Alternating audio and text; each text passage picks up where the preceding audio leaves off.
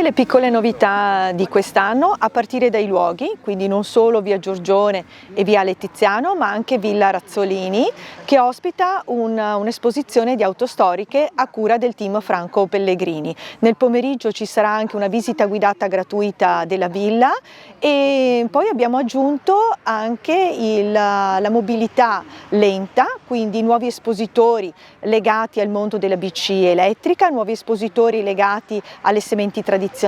ai frutti antichi, alle farine, ai prodotti tipici che uniti all'orticoltura, ai fiori e piante vanno a promuovere il nostro territorio all'insegna del rispetto della natura e della biodiversità. Possiamo dire che è un evento ormai consolidato che apre la primavera asolana di fatto. Assolutamente, è la nostra mostra mercato di primavera, all'insegna del green, con un'altra novità che è quella dell'inaugurazione dell'orto didattico presso le scuole primaria. Come ci racconta lo stesso simbolo di Asolo Fiorita nei manifesti, è un fiore e vuol dire lo sbocciare della natura, l'aprirsi della natura nei primi giorni della primavera. E Asolo Fiorita è nata qualche anno fa per questo motivo, per dare l'avvio alle manifestazioni all'aperto della nostra città, ma ci aggiungo anche del nostro territorio. Vogliamo far capire attraverso Asolo Fiorita, che vuol dire orto, giardinaggio, tempo libero, outdoor e molto altro, l'importanza di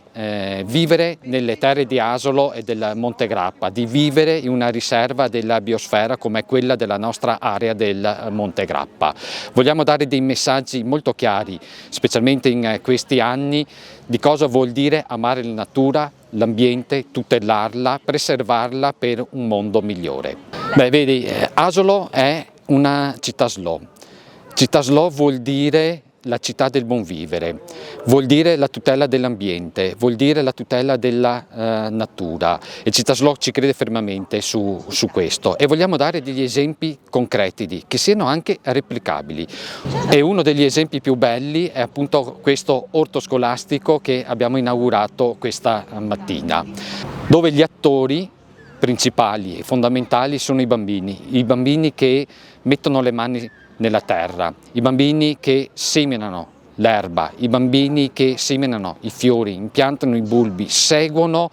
la maturazione e la crescita degli alberi autoctoni, fiori autoctoni, piante autoctone che vanno a simboleggiare l'importanza e la tutela di questi organismi vegetali che sono fondamentali per il nostro ambiente.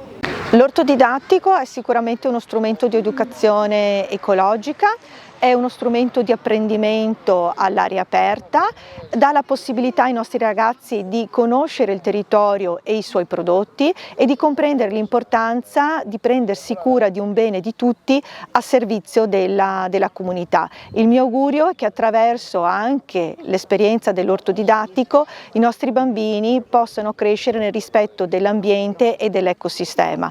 Tutto questo è frutto di un grande lavoro di squadra, a partire dall'amministrazione comunale, l'assessorato all'istruzione, i lavori pubblici, tutta la comunità scolastica, dalla dirigente, dal corpo docenti al comitato genitori e infine anche un grazie speciale all'associazione Ecotono, dalla cui proposta di rigenerazione dell'area è partito tutto il progetto dell'orto didattico.